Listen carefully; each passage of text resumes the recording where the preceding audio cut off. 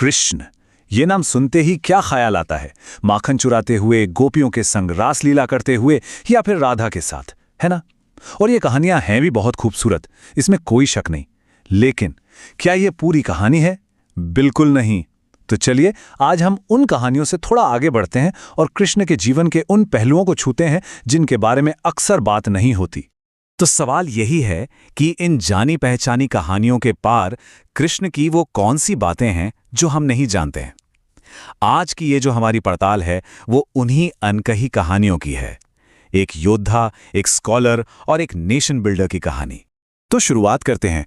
उनकी कहानी की शुरुआत एक ऐसी जगह से होती है जिसके बारे में ना बहुत ही कम बात होती है। एक गुरुकुल, जहां वो एक स्टूडेंट थे। हाँ, ये उनकी जिंदगी का वो चैप्टर है जो उनकी इंटेलेक्चुअल पावर, उनकी दिमागी काबिलियत को दिखाता है। और सबसे हैरान करने वाली बात जानते हैं क्या है?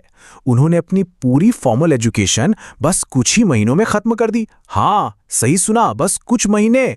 जरा सोचिए, आज के जमाने में जहां सालों लग जाते हैं, उन्होंने सारा ज्ञान बस चंद महीनों में पा लिया। ये दिखाता है कि उनकी सीखने की स्पीड और चीजों को समझने की कैपेसिटी कितनी जबरदस्त थी। और ये कमाल की पढ़ाई लिखाई उन्होंने की कहाँ? उज्जैन में, गुरु सांदीपनि के आश्रम में। जरा सोच कर देखिए, इतने से वक्त में वेदों के गहरे ज्ञान से लेकर मार्शल आर्ट्स की बारीकियां, हर चीज में वो एक्सपर्ट हो गए।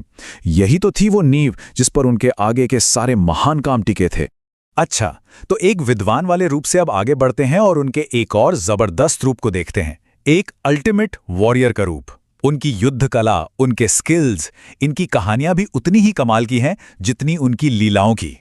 अब देखिए, ये जो बात है ना, ये वाकई में बहुत दिलचस्प है। उनके हथियार, उनके हर बड़े शस्त्र का अपना एक अलग नाम था। तलवार थी नंदक, गदा थी कौमुदुकी, धनुष का नाम था शारंग, और हाँ, सुदर्शन चक्र को कौन भूल सकता है। उनका शंख पांचजन्य, वो तो गुलाबी रंग का था। मतलब ये सिर्फ हथियार नहीं थे, ये उनकी पावर और उनकी पहचान थे। और उनके शरीर की भी एक बहुत ही यूनिक बात थी। नॉर्मली उनकी मसल्स एकदम सॉफ्ट और खूबसूरत लगती थीं, लेकिन जैसे ही लड़ाई का वक्त आता, वो फैलकर एकदम पत्थर जैसी सख्त हो जाती थीं। ये जो फिजिकल ट्रांसफॉर्मेशन था ना, ये उन्हें बैटलफील्ड में अजेय बना देता था। ये उनकी डिवाइन नेचर और जबरदस्त फिजिकल एबिलिटी का एक और सबूत है। कभी ये सोचा है कि आज जो हम मॉडर्न मार्शल आर्ट्स देखते हैं, उनकी जड़ें कहाँ हैं? ऐसा माना जाता है कि कृष्ण ने ही कलारीपयट्टू की नींव रखी थी, जो दुनिया की सबसे पुरानी मार्शल आर्ट्स में से एक गिनी जाती है। और जो पारंपरिक मान्यताएं हैं वो तो यही कहती हैं कि इसी वजह से उनकी नारायणी सेना उस जमाने की सबसे खूंखार सेना थी। उनके स्किल्स का एक और बड़ा सॉलिड एग्जाम्पल देखते हैं। मदर राजकुमारी थी लक्ष्मणा। उनके स्वयंवर में एक शर्त रखी गई, और ये शर्त द्रौपदी के स्वयंवर से भी मुश्किल थी। कर्ण और अर्जुन जैसे बड़े बड़े महारथी भी फेल हो गए। तब कृष्ण आगे आए और उन्होंने वो टारगेट हिट कर दिया, और इस तरह लक्ष्मणा की इच्छा पूरी हुई, जो उन्हें मन ही मन अपना पति मान चुकी थी। तो एक योद्धा तो वो थे ही, लेकिन इसके अलावा कृष्ण एक महान नेशन बिल्डर और एक विजनरी लीडर भी थे। उन्होंने सिर्फ लड़ाइयां नहीं जीती, बल्कि बड़ी बड़ी सभ्यताओं की नींव भी रखी। उन्होंने अपने जमाने के दो सबसे इंपॉर्टेंट शहरों को बसाने में डायरेक्ट रोल प्ले किया।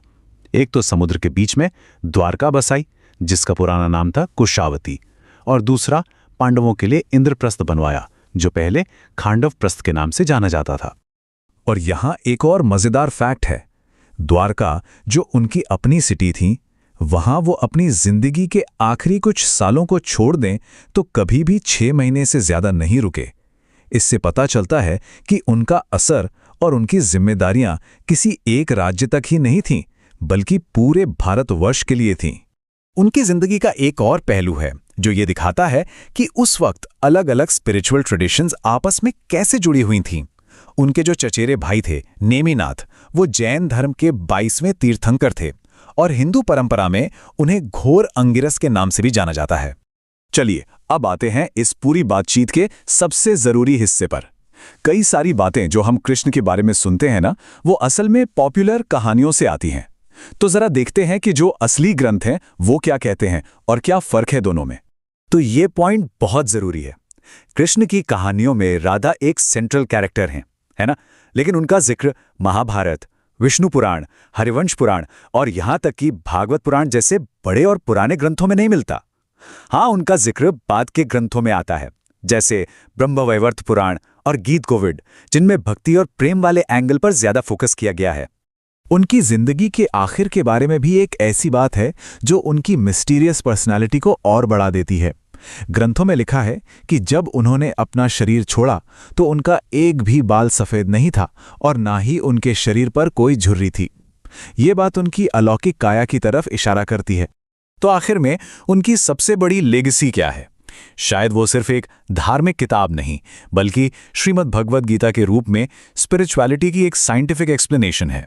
और ये एक ऐसा पॉइंट है जो सोचने पर मजबूर करता है कि क्या कृष्ण की असली पहचान सिर्फ एक भगवान की नहीं, बल्कि एक महान फिलॉसफर और गाइड की है, जिसने इंसानियत को हर दौर के लिए एक रास्ता दिखाया।